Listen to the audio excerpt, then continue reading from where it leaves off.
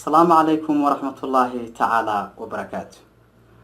ومحسنتين أصحابتي إذا شرفت احترامك حشمة قدرين تأيي قيمين نجمدن نجلا صوت عويس كهيجن تي في وسود وهذا قرمضان عنه ومقعد الري تدبات كي عالم كي عويس كهيجن تي في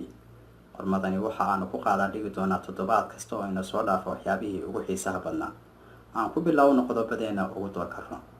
shirweynaha saddexaad ee jabhadda xoreynta wadaniga Ogaadeniya ee Jowhar waxa uu ku soo gabagaboobay xarunta dalka Eritrea ee Asmara.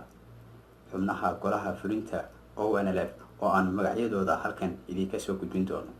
Ra'iisul Wasaaraha Itoobiya Abiy Ahmed Ali oo booqasho ku tagay dalkaasi Eritrea. Xukuumadda Itoobiya waxa ay ka codsatay qaramada midoobay in cunaqabataynta laga qaado xukuumadda Eritrea. qodobada iyo qodobo kale oo xiiso badan ayaynu ku soo qaadanayna. aan ku bilowno shirweynaha saddexaad ee jabhadda xoreynta wadaniga Ogaadeniya ee Jowhar waxa uu ku soo gabagaboobay caasimadda dalkaasi Eritrea ee Asmara. halkaasi oo ay ku soo doorteen shirweynaha ergada isugu timid oo ka badnaa 600 oo xubnood gudoomiyihii hore ee ONLF Admiral Maxamed Cumar Cismaan mar labaad inuu hoggaanka ku soo noqdo isla markaana uu hogaamiyo habsami socodka halganka ONLF. sidoo kale waxaa la sheegayaa ama se aanu ka soo xiganina wakaaladda wararka Ogaadeniya ee ONA in guud ahaanba qaab dhismeedka ONLF la bedelay isla markaana lagu soo kordhiyay jago xogayaha guud ah taasi oo loo magacaabay xogayihii hore ee arrimaha dibadda Cabdiraxmaan Sheekh Mahdi Maadey. sidoo kale waxaa la sheegayaa guud ahaanba systemka iyo qaab dhismeedka ONLF in la ballaariyay fursado badan ay ka heleen dhalinyaradu. waxaana la sheegayaa guud ahaanba ergada halkaasi isugu timid in ay jaangooyeen mustaqbalka guud ee ummadda iyo ay ka tashiga shacabka reer Ogaadeniya ee muddada dheer ONLF ay ku hawlanayd siday u gaarsiin lahayd xornimo waarta. aan ku bilowno qodobkeena kale.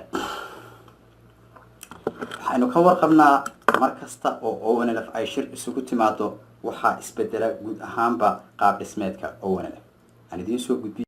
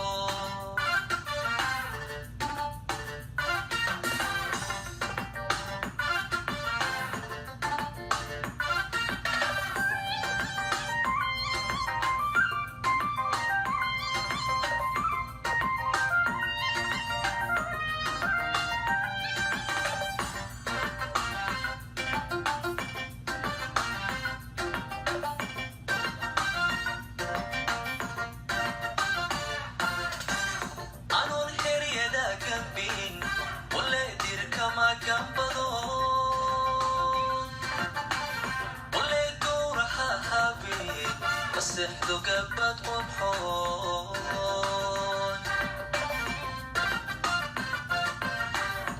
أنو الحرية دا قبين ولا دير كما قبضو ولا كورها هابين مسحدو قبت قبحون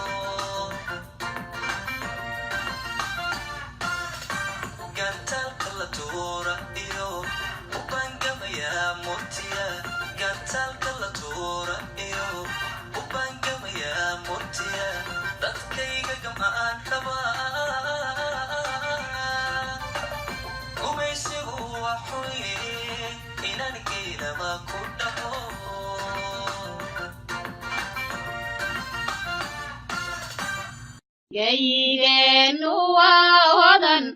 waa guri barwaaqo gasiyo badroole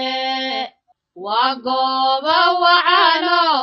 gaar ahaan saliidiyo nafta lagu galadaye haddaan gaadhka laga qaban oon gaasas la dirin gobannimo sideeba lagu gaadhi karaya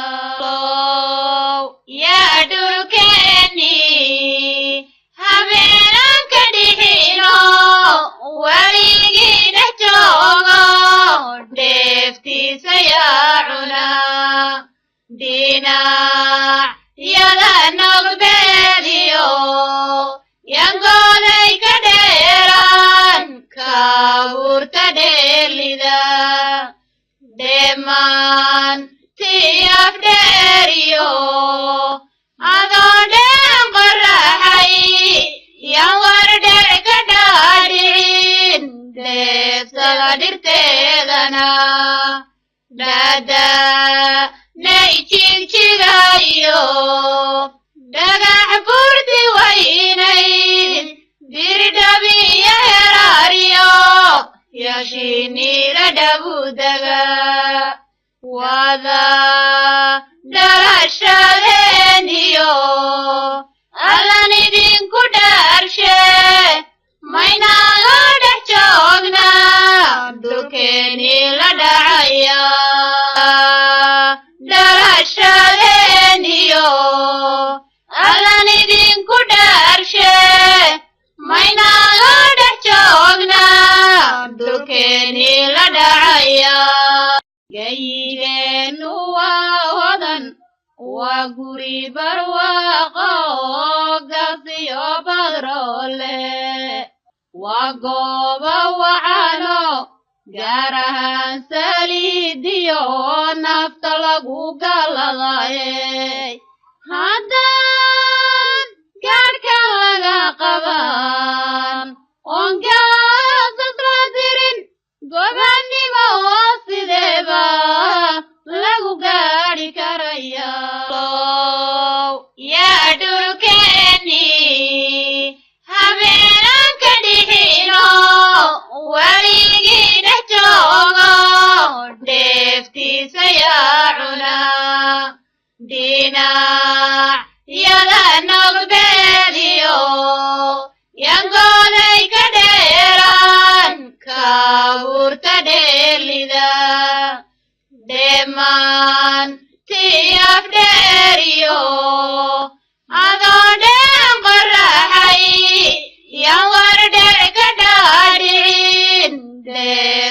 dirteedana dada nay jigjigayo dhagax burdi waynayd dirdhabiya heraariyo yashiinila dhabudaga wada dhalasha